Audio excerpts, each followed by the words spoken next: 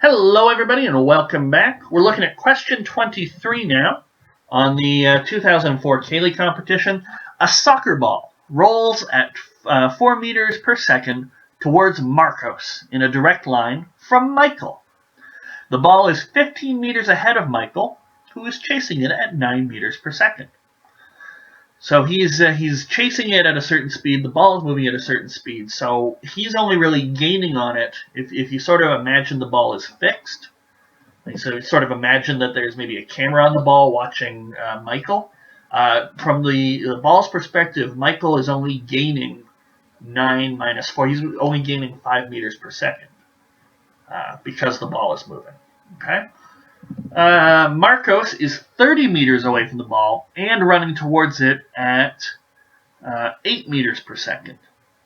But again, from the perspective of the ball, if you imagine the ball is sort of stationary, if you're sitting on the ball watching this, you're moving towards Marcos, but you don't think you're moving. Just like when you're in a car, it sort of looks like the trees are coming towards you rather than you're moving in any sense.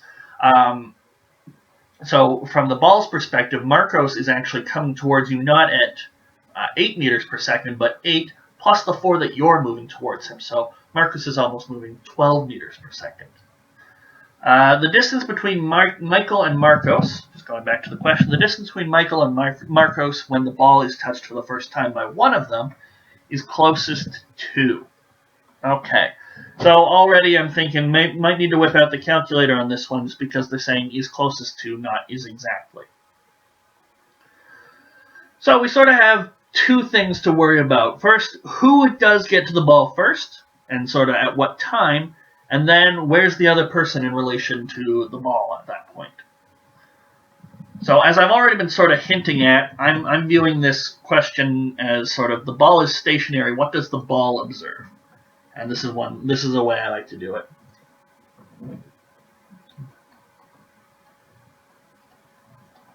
So if we imagine the ball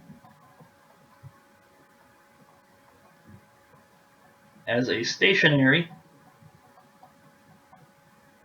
E or A? I think it's A. This is not English time. This is math time. Stationary observer. Then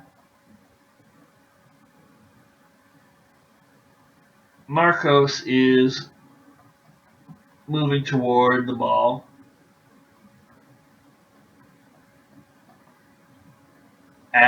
he's doing 8 meters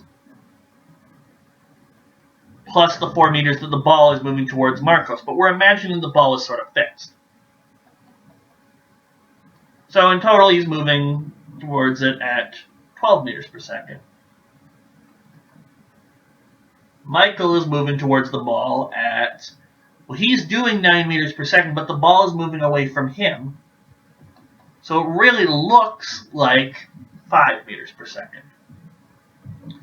Okay, so now the ball is stationary. And we have 30 meters from Marcos, who will say, they both start with M, so we'll use I and A. And how far away was Michael? Michael's 15 meters away. So already I'm pretty sure Marcos is going to win just because he's moving at more than double the speed, and he has to cover exactly double the area. Or not double the area, double the distance. But these are the distances, so how long does it take? So time is distance over speed. So how long does it take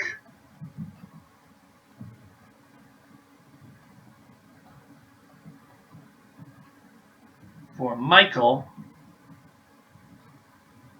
to get to the ball? Well, he wants to cover 15 meters at a relative speed of 5 meters per second. It's going to take him 3 seconds. How about for Marcos? Well, he's moving at 30. He's got to cover 30 meters distance between him and the ball, and he's moving at 12 meters per second. So I know both of those have a factor of 3, so that's 10 over 3, so that's going to be 2.5 seconds. So Marcos gets there first.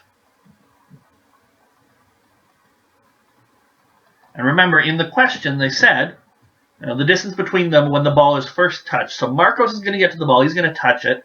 How far away is Michael now? And so we go back. Well, after 2.5 seconds, how much of these 15 meters has Michael covered? Well, so the distance is speed times time. We know that the time Marcos touches the ball is 2.5 seconds. And we know that Michael is moving relatively at 5 meters per second. So the seconds cancel out. We got 5 times 2.5. That's going to be 12.5 meters.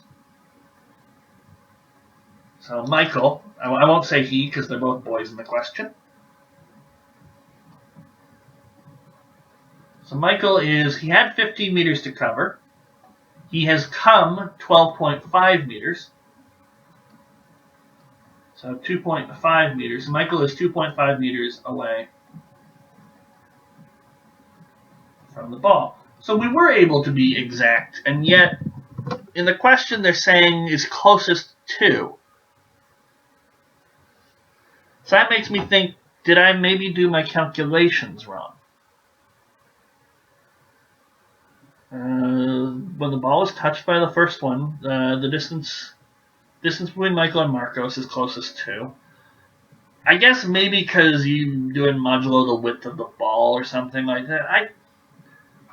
I mean, the answer is clearly C, on the dot. This is confusingly worded, unless I have completely missed something, and I really don't think I have.